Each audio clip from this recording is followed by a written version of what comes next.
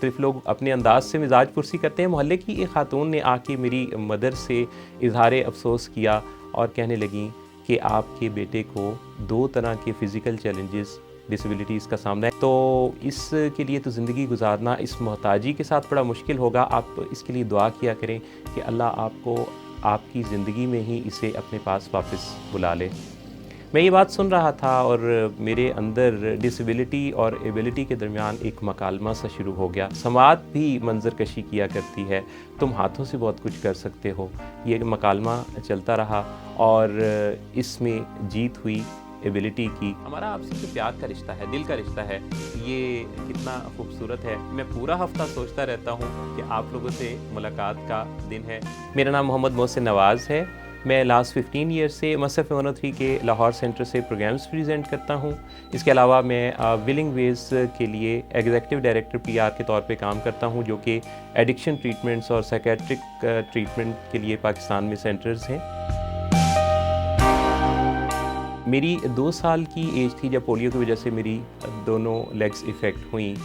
بچپن بڑا خوبصورت گزرا, رنگوں سے, قدرت کے نظاروں سے بہت پیار تھا. میں 7th کلاس میں پڑھ رہا تھا کہ آہستہ آہستہ میری آئی سائٹ میں چیلنج آنا شروع ہوا اور پھر ریٹنا ڈیٹیچمنٹ کی وجہ سے 13 ایئرس کی ایج میں میری دونوں آنکھوں کی بینائی زائل ہو گئی.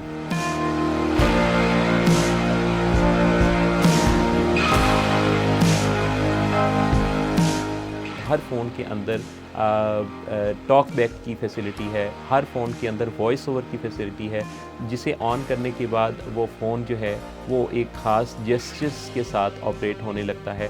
اس کو سمجھنے اور ٹریننگ لینے کی ضرورت ہوتی ہے. بعض اوقات تو لوگ جو مجھے نہیں ملے ہوتے ہیں ان کے ساتھ جب کسی میسنجر پر ٹیکسٹ پر بات ہو رہی ہوتی ہے تو وہ حیران ہو جاتے ہیں کہ میں دیکھے بغیر اتنی ایکوریٹ ٹائپنگ کیسے کرتا ہوں.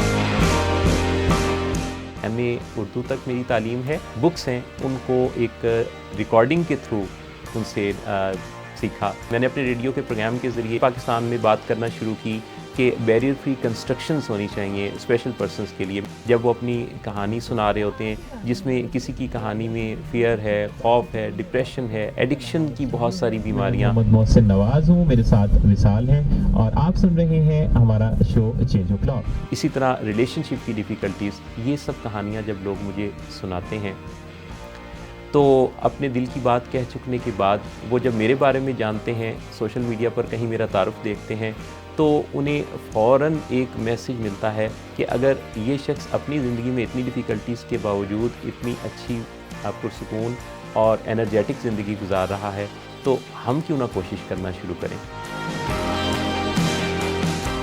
ہم کئی دفعہ حکومت کو مورد الزام ٹھہراتے ہیں کہ اس سہولت کے نہ ہونے کی وجہ سے ہم ایسا نہیں کر پاتے. کئی دفعہ اپنے حالات کو, کئی دفعہ لوگوں کو, کئی دفعہ اپنی فیملی ممبرز کو, اور یہ وہ بہانے ہوتے ہیں جن بہانوں کی وجہ سے ہم دراصل کوشش نہیں کرنا چاہتے ہیں.